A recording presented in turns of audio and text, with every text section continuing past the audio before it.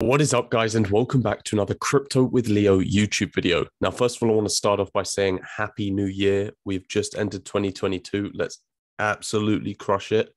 I've had a pretty amazing start myself. As you can see, one of my videos went viral. At least I call that viral to me. That's an insane amount of views, 1.8 million. And I really wanted to talk about the actual context behind the video and actually why I'm so bullish on the cryptos that I outlined and why I think they relate to what Chamath said. But basically, for those that don't know, the premise of the video was a billionaire gave what he believes will be the most profitable crypto play as we go into 2022.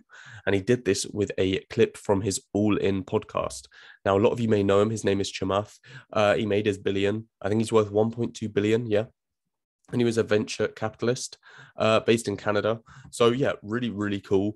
But I thought I'd basically take you through it. For me, I know there's a bit of controversy behind the guy himself about some of the things that he said, but he does highlight a good point. However, I do have an opposing opinion, which is really why I wanted to make this video. But we will get into why I'm so bullish on these cryptos at the end and which ones they are and why. But anyway, have a look at this clip, and this is what he said. My biggest business loser for 2022 is Visa and MasterCard and traditional payment rails and the entire ecosystem around it. So I think that this is the year you can put on what probably will be the most profitable spread trade of my lifetime, which is to be short these companies, and that anybody that basically lives off of this 2 or 3% tax, and be long, well thought out Web3 crypto projects that are rebuilding payments infrastructure in a completely decentralized way. Now, so, I mean, he's basically saying he is short on Visa and MasterCard. Now, quickly, for those that don't know, two of the largest payment processing networks that are currently out there. Like, if any cryptocurrency got into that situation, it would be an insane bullish run. So whether he's hinting towards something like that or what he believes is going to happen, which for me, I'm invested in a lot of these cryptocurrencies. So I fully anticipate one day that the technology will be utilized. But the point is, and I really want to make this clear because a lot of people I feel like got triggered by that clip. He is saying he's shorting Visa and MasterCard. He is not saying that he thinks they're going to die. But maybe he does. But this is my opposing opinion. Visa and MasterCard are not going anywhere.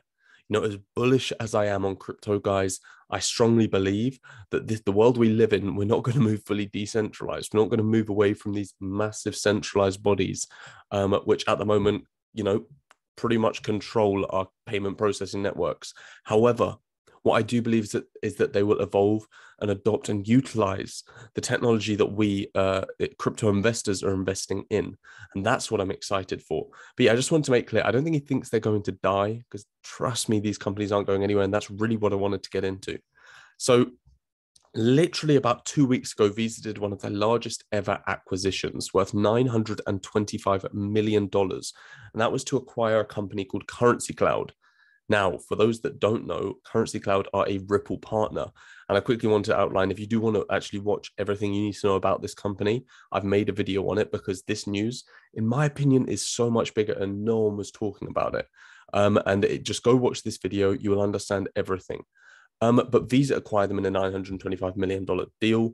But it's literally the point that this was always going to happen. This was always going to happen. As I jump up here, this is from 2020, January.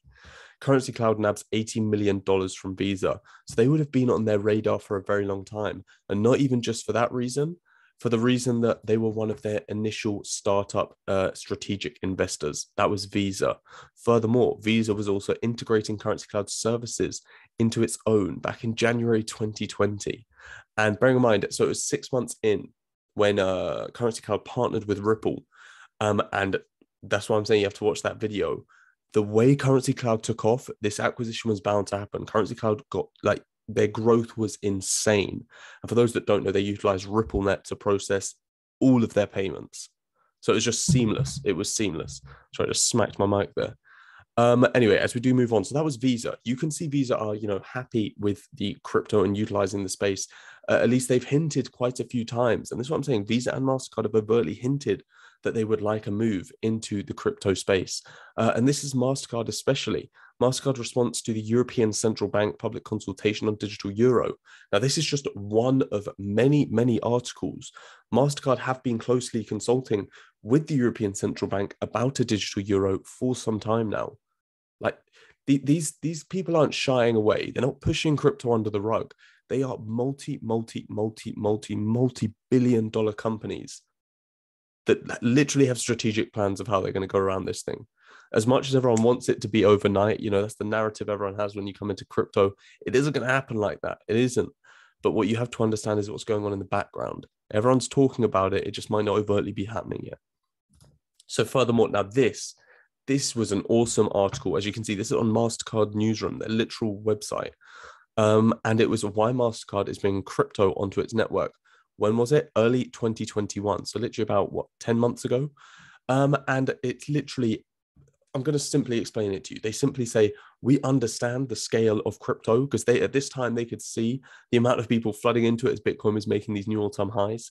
And they're basically saying, look, at the end of the day, and this is the quote which got me, we're here to enable customers, merchants, and businesses to move digital value, traditional or crypto, however they want. It should be your choice. It's your money.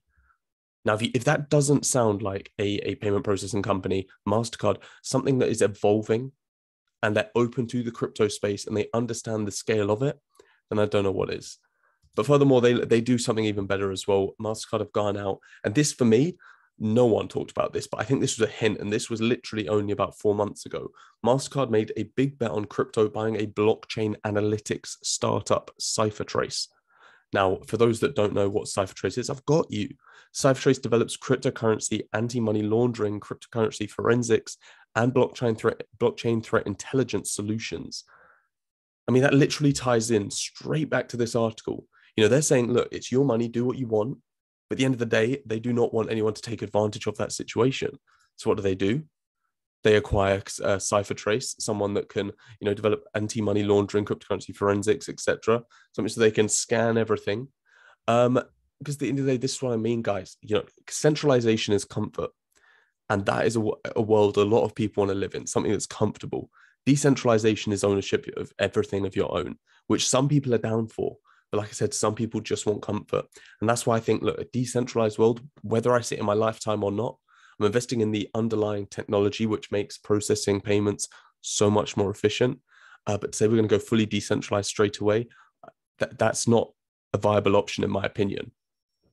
Now, what cryptos should we be looking at for 2022? Look, I think it goes without saying, the way I put it in this video right here, I put ISO 222 compliant assets. Now, for those that don't know, ISO 222 will begin starting to be implemented this year, but it's really over the next few years when it's going to be properly setting in, and this is a messaging standard. Now, you'll notice in Chamath's video, what he said is well thought out projects. He said well thought out cryptos. And I think ISO 222 goes without saying. For those that don't know, ISO 222, like I said, is a messaging standard, will be implemented into the financial system that we have today. And it's basically, in fact, you know what? If you guys want me to make a breakdown simply explaining ISO 222 and why I'm so bullish on the compliant assets, simply any cryptocurrency that would like to work within the financial system as a third party would need to be compliant with ISO 222.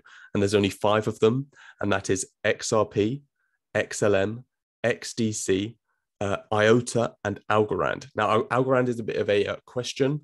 However, its name has been on the sheet for a very long time. But those are 5 cryptos with insane utility. Your XRP, XLM, front end, back end. The point is, IOTA's developing like crazy. Algorand's already having an insane year, but I think IOTA and Algo still have so much more to go. It's kind of a narrative we've seen this year. So I'm just waffling this video, but I hope you guys are enjoying it. It's a narrative we've seen this year that, these extremely strong utility assets, they just have not seen the movement. And something tells me potentially we could be seeing something going on in the background. Anyway, guys, it's been a pleasure to bring this video to you guys. I hope that kind of gives you an insight into how my brain works. Visa and MasterCard, in my opinion, they're not going anywhere. But that's not what Chamath was saying. He was simply shorting them. Anyway, guys, thank you very much for watching this video. If you haven't already, please click that big red subscribe button. Support this channel for absolutely free by smashing the likes and commenting any future videos that you guys want to see. I hope you enjoyed. Have an amazing rest of your day. Peace out.